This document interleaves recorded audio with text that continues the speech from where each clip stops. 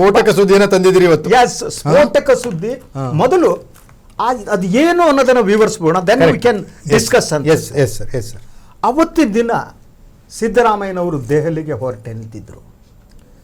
ಹಿಂದಿನ ದಿನ ಅವರ ಆಪ್ತ ಸಚಿವರ ಜೊತೆ ಅವರು ಮಾತನಾಡಿ ಆಗಿತ್ತು. ಹೋಗುವಾಗ ಅವರಲ್ಲಿ ಇದ್ದುದು ಆಶಾವಾದ. ಅಂತಹ ಒಂದು ಸಂದೇಶ ಕೂಡ ಅವರಿಗೆ ಬಂದಿತ್ತು. ಆ ಸಂದೇಶವನ್ನು ಹೊತ್ತು ತಂದವರು ಸಿದ್ದರಾಮಯ್ಯನವರಿಗೆ ಆಪ್ತರಾದಂಥ ಜಾರ್ಜ್ ಅವರು.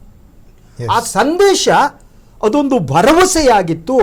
ಎಸ್, ಆ ಭರವಸೆಯನ್ನು ಹೊತ್ತು ಸಿದ್ದರಾಮಯ್ಯ ದೆಹಲಿಯ ವಿಮಾನ ಹತ್ತು. ಅಕ್ಷರಶಃ ಅವತ್ತು ಸಿದ್ದರಾಮಯ್ಯನವರು ಹರಕೆಯ ಕುರಿತರ ಡೆಲ್ಲಿ ಫ್ಲೈಟ್ ಹತ್ತಿದ್ರು. ಅವ್ರಿಗೆ ಗೊತ್ತೇ ಇರಲಿಲ್ಲ. ಅದ್ರ ಜೊತೆಗೆ ಅವರ ಮನಸ್ಸಿನಲ್ಲಿ ಎಲ್ಲೋ ಒಂದು ಸಣ್ಣ ಸಂಶಯ ಕೂಡ ಇತ್ತು.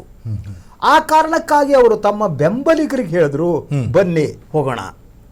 ಸೊ ಎಲ್ಲರ ಜೊತೆ ಕರ್ನಾಟಕಕ್ಕೆ ಭವನಕ್ಕೆ ಹೋಗಿ ಇಳಿಯುವವರೆಗೂ ಸಿದ್ದರಾಮಯ್ಯನವರಿಗೆ ಇಡೀ ಈ ಒಂದು ಬೆಳವಣಿಗೆಯ ಸೂಕ್ಷ್ಮ ನಿರೀಕ್ಷೆ, ಅವರು ಮುಖ್ಯಮಂತ್ರಿ ಪಟ್ಟವನ್ನ ಅವರು ತ್ಯಾಗ ಮಾಡಬೇಕು ಅನ್ನೋದು ಅವ್ರ ಕಲ್ಪನೆ ಇರಲಿಲ್ಲ. ಅದು ಆದ ಮೇಲೆ KJ ಜಾರ್ಜ್ ಅವರ ಸಂದೇಶ. KJ ಜಾರ್ಜ್ ಅವರು ಬರಬೇಕಾದ್ರೆ ಅವರು ರಾಹುಲ್ ಗಾಂಧಿ ಅವರಿಂದ ಒಂದು ಸಂದೇಶವನ್ನು ತಂದಿದ್ದರು. ರಾಹುಲ್ ಗಾಂಧಿ ಕಳಿಸಿದ ಸಂದೇಶ ಏನಾಗಿತ್ತು ಅಂತಂದ್ರೆ, ನಾವು ಸಿದ್ದರಾಮಯ್ಯನವರನ್ನ ಬದಲಿಸುವುದಿಲ್ಲ, ಆ ಧೈರ್ಯಕ್ಕೆ ಕೈ ಹಾಕಲ್ಲ. ಸೊ ಆ ಮಾತನ್ನ ಹೇಳಿದಾಗ ಸಿದ್ದರಾಮಯ್ಯನವರು ಹೆಚ್ಚು ಹುಮ್ಮಸ್ಸುಗೊಂಡಿದ್ರು.